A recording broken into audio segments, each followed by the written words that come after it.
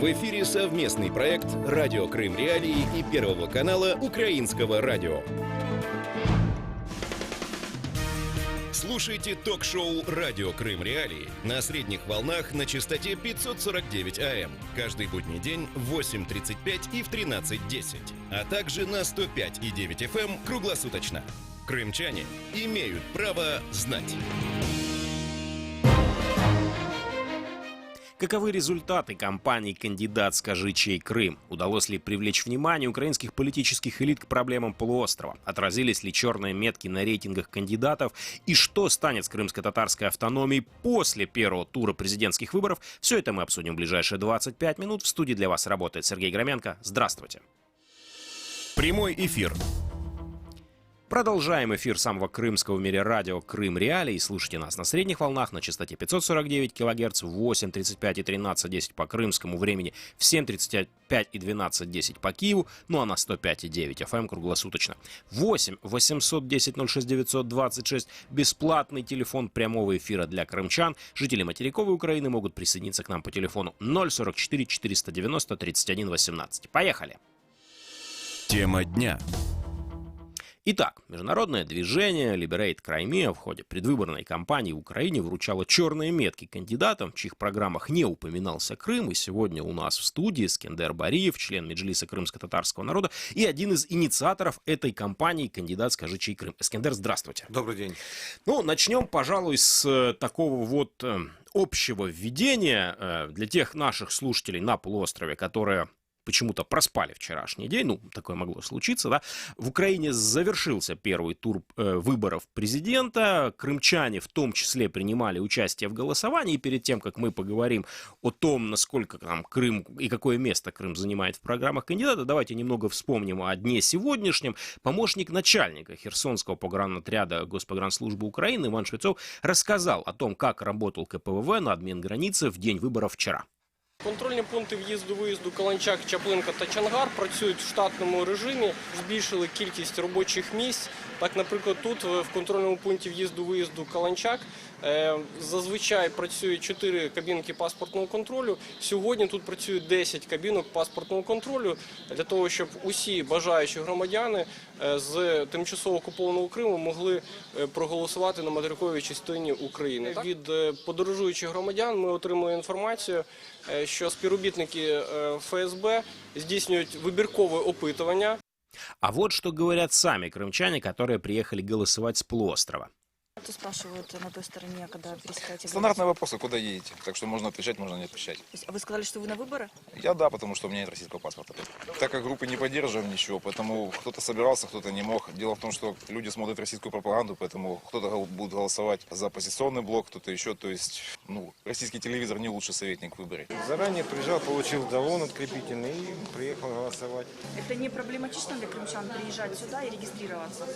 Здесь не проблематично. А где-то проблематично? А там нельзя об этом говорить. А как на границе?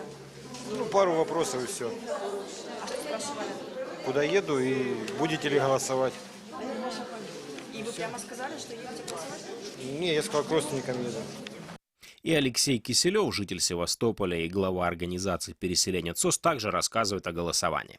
В администрации есть отдельное такое подразделение, в которое приходишь и регистрируешься как переселенец, тебе выдают документы. В течение 15 минут я получил вот эту вот необходимую справку. Единственное, я не знаю, как на второй тур, потому что я регистрировался на первый, это был декабрь месяц, то есть достаточный, да, зазор времени. Если активность людей у нас будет вот как сегодня, и переселенцы в том числе, то, может быть, и поболее потратим время. Какая разница, крымчанин ты, севастополец или ты киевлянин, львовянин. Это твое государство, и ты должен строить это государство.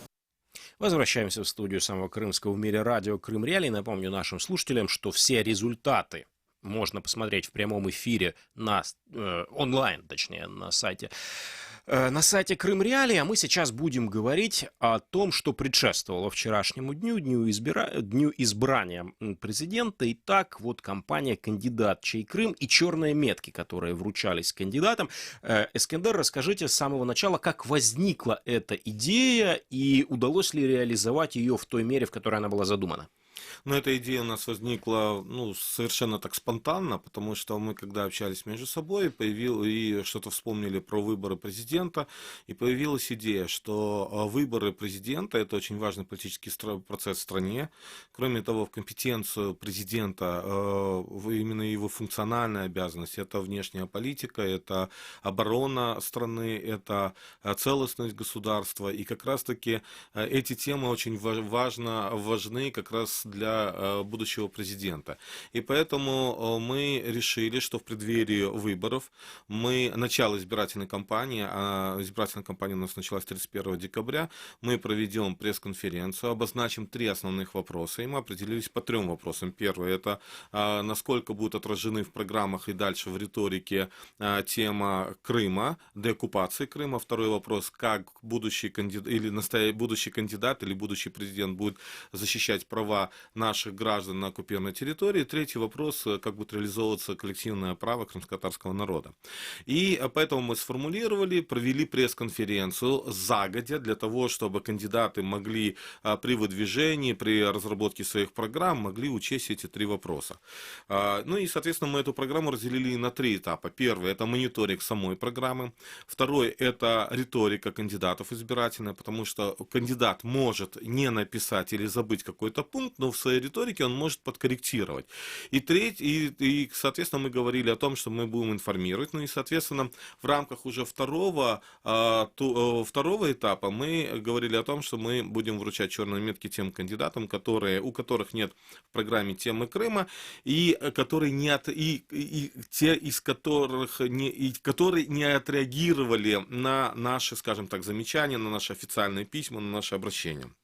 Так вот, мы провели пресс-конференцию, мы начали мониторить, как обещали, мы уже сразу же после регистрации, в соответствии с законодательством Украины, официальной регистрации, мы, когда уже точно узнали, что 44 кандидата зарегистрировались, мы проанализировали их программы, и 12 февраля мы провели первую пресс-конференцию, где обозначили, что у 14 кандидатов в президенты Украины абсолютно ничего не сказано о Крыме, у 20 кандидатов в президенты только в виде слоганов «Крым – це Украина» или «Крым потрібно звільнити», и только у 10 мы увидели, скажем, более-менее так, не только вот заявление о том, что нужно освобождать оккупированный Крым, но и какое-то видение поэтапное. Конечно же, это не глубокое, но мы и не ожидали, что глубоко будут расписываться целые там стратегии или тактики. Достаточно было хотя бы видеть основные направления или какие-то концептуальные вещи. Ну и, конечно же, относительно защиты прав человека мы увидели только у 8 кандидатов, и относительно реализации прав крымско-татарского народа всего лишь у 1. Именно в программе. И в соответствии вот с нашей компанией, когда мы провели вот уже анализ динамики, из 14 кандидатов в президенты Украины, у которых вообще ничего не было в программе о Крыме, 5 кандидатов отреагировали в своих информационных ресурсах, в СМИ. Конечно, первый, кто отреагировал, это был кандидат Садовой, потом Куприй, Добродомов, Кармазин и Данилюк. Почему же Кармазин получил черную метку, я скажу чуть позже. 6 кандидатов отреагировали под давлением, ну, скажем так, под информационным давлением, не под каким-то физическим, конечно же, давлением активистов международного движения и журналистов, потому что я хочу поблагодарить журналистов Центра журналистских расследований, журналистов АТР, которые очень активно подключились к этому процессу, и действительно они смогли привлечь большое внимания к этим процессам. Ну и, конечно же, Бойко, Мураев, Вилкул, Лешко, Петров и Мороз, они отреагировали на эти процессы. Но если помните, Мороз отреагировал только после того, когда в прямом эфире я ему вручил черную метку, и он в конце отреагировал и хотя бы сказал о той фразе, что Крым и крымские татары. Если взять Лешко, то благодаря журналистам АТР, когда они начали интересоваться, и в том числе и Вилкул начали интересоваться, стало понятно, какая у них реакция или какие у них видения по этому вопросу. Конечно же, когда мы потом, в конечном итоге мы определились по 8 кандидатам, кому мы будем вручать черные метки. Это тем кандидатам, которые так и не отреагировали вообще. Это Бойко, это Каплин, Бондарь и Соловьев. И, конечно же, кандидатам в президенты, которые в своей программе заявили о том, что не в программе, а уже в риторике заявили о том, что они будут подавать воду, восстановят подачу воды, света, транспортную логистику наладят с Крымом. И мы им официально, в том числе, писали письма о том, что просим вас до 15 марта дать ответ, с кем вы будете заключать договора.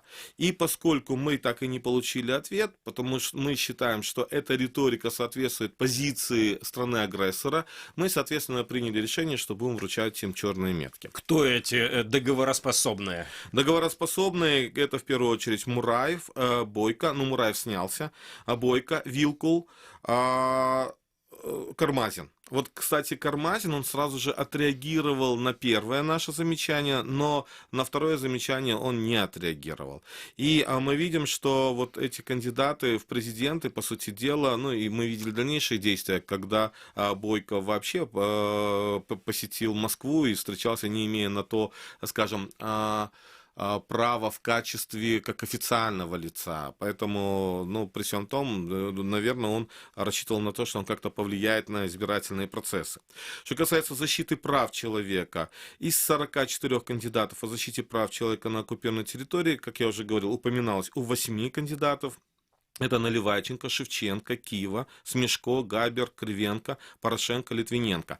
Другой вопрос — степень, да, вот в какой степени. Во всяком случае, если даже они говорили, что мы будем там содействовать там получению образования, или, допустим, мы будем заботиться о наших гражданах на оккупированных территориях, мы уже включали в то, что они в своих программах как-то очерчивают эту проблему. Из 36 оставшихся кандидатов в предвыборной риторике отреагировали Гриценко, это нужно дать должное, Садовой, Добродомов, Юлия Тимошенко и Бессмертный. Что касается коллективных прав крымско-татарского народа, из 44 кандидатов о реализации коллективных прав крымско-татарского народа упоминалось только у одного, у Кривенко, который в своей программе как говорил о правах человека, так и говорил о коллективном праве крымско-татарского народа. Из 43 кандидатов на своих информационных ресурсах или в предвыборной риторике отреагировали 13. Это Гриценко, Садовой, Добродомов. Но если говорить о Садовом, там была общая фраза, но во всяком случае уже хотя бы стало упоминаться что-то о крымских татарах. Добродомов, Тимошенко, Бессмертный, Наливайченко, Куприй. Ну, несмотря на то, что Куприй, ну, я бы сказал, не совсем разбирается в понятии вообще коренной народ, поэтому он и говорит, что он будет создавать Крымскую область, и в Крымской области будет 50%. Во всяком случае, он дал свою позицию. И мы включили в том, что он отреагировал на это. Смешко, Порошенко, Мороз после черной метки, как я уже говорил, Карнацкий заявил про культурную автономию, это его видение. Ригованов — общая фраза, Новак — общая фраза. И Богословская заявила о том, что она против национально-территориальной автономии. Единственное, вот еще Богомолец, она сказала, что сейчас не время вообще рассматривать этот вопрос. То есть мы видим реакцию в любом случае уже на втором этапе во время риторики, и мы считаем, что тему эти все три вопроса, когда мы стали поднимать, и в том числе публично на теледебатах, это, скажем, подтолкнуло на определенные процессы. Ну, может быть, это будет и амбициозно заявлено, но я считаю, что на теледебаты не явился Бойко и Лешко, наверняка боясь получить черные метки в прямом эфире, потому что все-таки само вручение черной метки, когда смотрят десятки, а может сотни тысяч телезрителей в Украине, это потенциальные избиратели, то, понятно, неприятно получать черную метку, нужно как-то оправдываться. Поэтому я думаю, что они не нашли мужества в этом плане. Мы, в том числе, в этот же день ездили по штабам, и несмотря на то, что в штабе у Лешко на тот момент присутствовали люди, я не знаю, был ли он сам на месте или нет, они, узнав о том, что мы пришли к ним вручать черную метку, они нам просто не открыли. Такая же ситуация была у Бойко. Мы проверяли все адреса в соответствии с регистрацией и так далее, и в офисе у Бойко также были люди, но они не открыли дверь и не пропустили нас. Что касается реакции Бондаря, то вышла его помощница, и мы ей вручили черную метку. Отреагировали, и мы встретились с доверенным лицом Кармазина, который также получил черную метку и сказал, что он обязательно донесет. Хорошо, так сколько всего черных меток было вручено? Всего было вручено 8 черных меток, несмотря на то, что мы в руки не смогли вручить. Но каким образом? Каплину было в прямом эфире вручено, хотя он не явился, но я знаю, что он прочитал, потому что на следующий день сразу же отреагировали его ближайшие соратники. Морозу в прямом эфире он сразу же отреагировал. Я рассказал про Бойко и Лешко. Мы оставили черную метку охране и в проеме двери. Далее в руки мы вручили непосредственно уже помощникам Бондаря и Кармазина. Ну и, в принципе... и Вилкулу также мы вручили в прямом эфире, куда он, в принципе, не явился, но мы считаем, что он увидел. Хорошо. Это радио Крым Реалии. Звоните нам по бесплатному номеру телефона 8 810 06 926, если вы на полуострове, и 044 490 31 18, если вы на материке, а мы продолжим буквально через несколько секунд. Вечер. Лучшее время, чтобы узнать главные события дня. С понедельника по пятницу в 19:30. Крымский вечер на радио Крым Реалии. Возвращаемся в студию самого крымского в мире радио Крым Реалии. Я Сергей Громенко, и в моих гостях Искандер Бариев, член Меджлиса крымско-татарского народа. Мы говорим о том, как повлияла на предвыборную кампанию в Украине черные метки кандидат «Чей Крым?».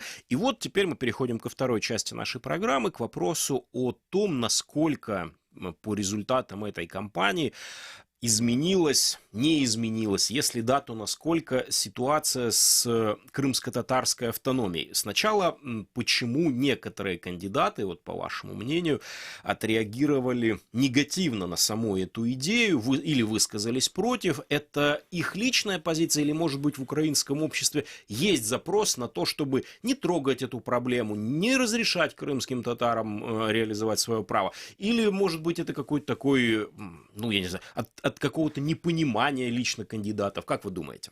Ну, в первую очередь, я бы сказал, что вообще тема, конечно, Крыма, тема защиты прав человека в Крыму и тема коллективных прав крымско-татарского народа, они на самом деле не являлись популярными. Потому что понятно, что многие кандидаты, они боролись за голоса через то, с чем сталкиваются каждый день избиратели.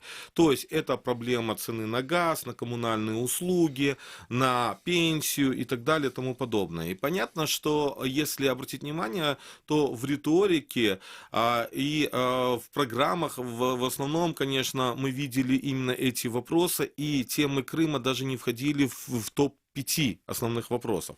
При всем том, конечно же, кандидаты начинали спорить, между собой соревноваться, кто во сколько раз понизит цену на газ. Конечно, избирателям это ближе, избирателей это больше волнует, и они больше на это реагировали. Наша же задача была донести, во-первых, обратить внимание кандидатов к этим 3 вопросам, Второе, чтобы эти вопросы все-таки вошли в топ, ну, во всяком случае, хотя бы первый вопрос деоккупации, который должен волновать всех, и донесение информации до избирателей о том, что какая прерогатива должна быть, или что является в компетенции у президента Украины, и за что он должен нести ответственность, или что он должен реализовывать, потому что тема газа, она важна, действительно, президент может сыграть определенную роль в этом вопросе, но это не прерогатива президента. Это не компетенция президента. Компетенция президента – это в первую очередь восстановление целостности Украины и международная политика. Поэтому здесь мы однозначно пытались проинформировать. Реакция кандидата все-таки была. Все-таки кандидаты заговорили. Все-таки кандидаты заговорили и о Крыме, и о крымских татарах. Я вам привел статистику, то, что в принципе доказывает, что динамика все-таки позитивная. И поэтому я смело могу или уверенно могу говорить о том, что наша кампания сыграла определенную роль и в позитивном плане. Насколько отреагировали избиратели на эти процессы. И в любом случае, конечно же, когда мы говорим о кандидатах и об избирателях, конечно же, кандидаты, то, что расписывали в своих программах, это зеркало нашего общества. И поэтому, когда мы возвращаемся к теме крымско-татарской, вернее, неправильно, национально-территориальной автономии, как формы самоопределения коренного народа, я больше так бы говорил, потому что сама манипуляция крымско-татарской автономия порой некоторых людей пугает, потому что не все люди разбираются в международном праве. Кстати, Карнацкому я в прямом эфире сказал, что вы своим заявлением подтверждаете, что вы, не имея образования международное право, вы не разбираетесь в международном праве в контексте вопроса коренных народов, и поэтому вы и заявляете таким образом. Поэтому здесь, конечно же, это все является отражением нашего украинского общества. В украинском обществе недостаточно понимания термина «коренные народы». В украинской экспертной среде недостаточно этого понимания. Я уже не говорю об украинском политикуме, который мог бы, скажем, дальше реализовывать это право, использовать, скажем, как инструмент в борьбе за деоккупацию Крыма.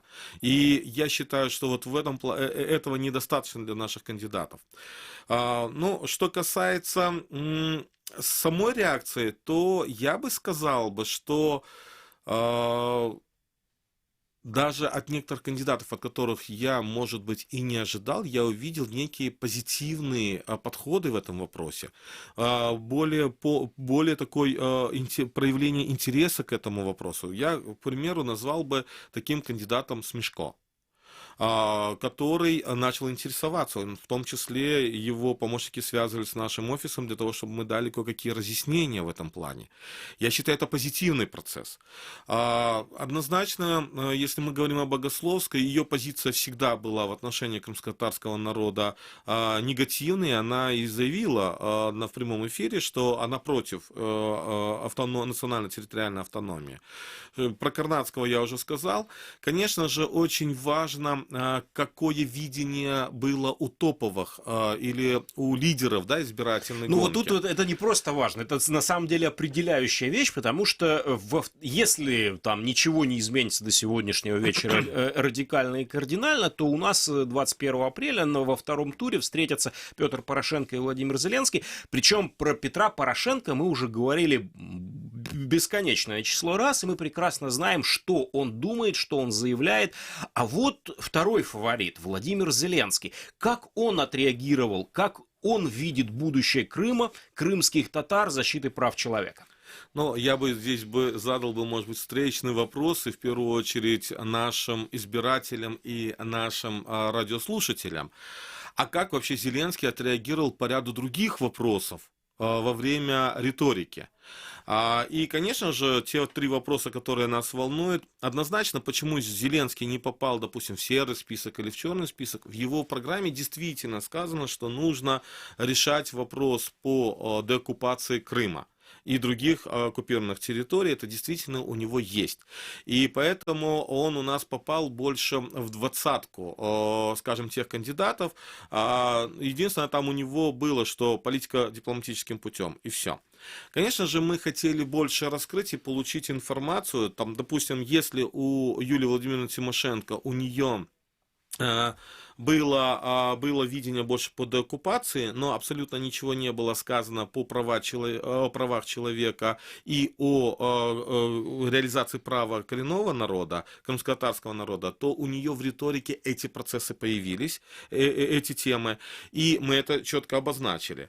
То у Зеленского абсолютно никакой реакции не было во время его избирательной риторики, ни о деоккупации Крыма, ни о как он будет защищать права человека на оккупированных территориях, ни о своем видении в отношении крымско-татарского народа, реализации его коллективных прав. Поэтому мы, конечно же, надеемся на следующее. Мы сейчас обдумываем, и мы заявляли в пятницу 29 числа на пресс-конференции, что второй тур у нас только 2 кандидата. И наша задача уйти уже в глубину вопроса. Не просто вопрос о том, что как вы за деоккупацию или нет.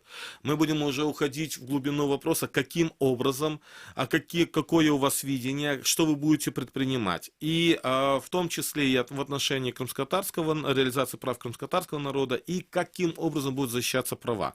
Конечно же, кандидат в президенты, действующий президент Порошенко, он в своей речи попытался опять же обозначить, что он будет защищать права тех граждан, которые проживают на оккупированной территории, и мы это будем фиксировать, и причем мы даже будем фиксировать, сколько раз, в каких условиях и где говорилось тем или иным кандидатом. Потому что я бы еще хотел бы очень, чтобы были дебаты между 2 кандидатами.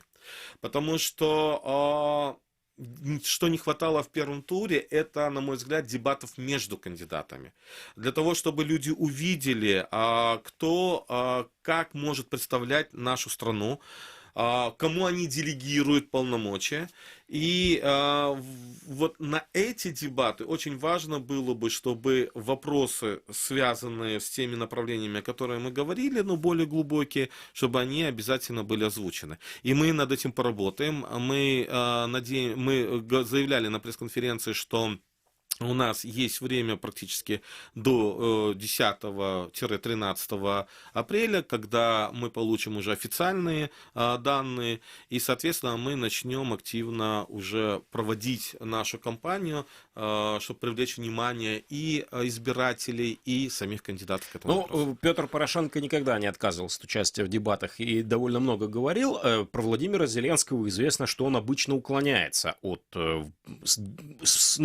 не то чтобы уклоняется от разговоров, но от прямых вопросов журналистов, по крайней мере, он чаще уходит, чем встречается с ними.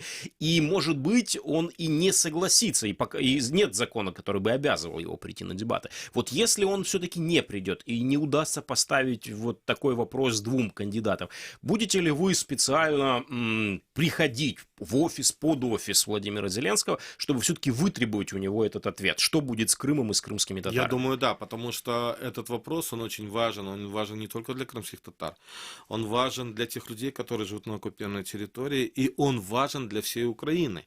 Когда мы говорим, или когда мы понимаем позицию того или иного кандидата и видение, каким образом он будет реализовывать, тогда мы можем доверять этому человеку. Я очень уважительно отношусь к Зеленскому как к артисту, но я хотел бы его увидеть как политика.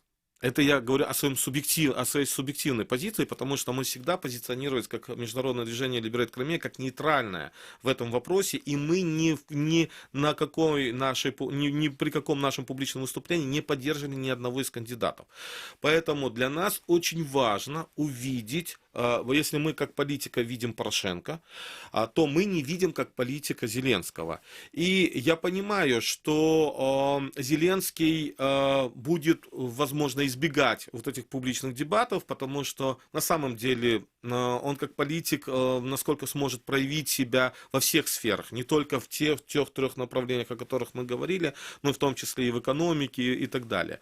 Но при всем том, те темы, которые нас очень сильно волнуют, мы действительно, если не будем видеть каких-то публичных заявлений по этим вопросам, то мы однозначно будем добиваться попасть либо в офис, либо в штаб-квартиру, либо где-то перехватывать, и желательно самого Зеленского. Мы будем анализировать, мы будем думать, как перехватить, как найти его, как обратиться, мы будем официально обращаться, чтобы узнать его принципиальную позицию в этом вопросе. Что ж, тогда в середине апреля мы обязательно вернемся к этой теме. Напомню нашим слушателям, что моим сегодняшним гостем был Искендер Бареев, член Меджлиса крымско-татарского народа, и мы говорили о том, как черные метки повлияли на о Крыме, да, кандидат «Чей Крым», на кандидатов на пост президента Украины. В студии для вас работал Сергей Громенко. Ни в коем случае не переключайтесь. И после короткой паузы самое крымское в мире радио вновь продолжит свой эфир.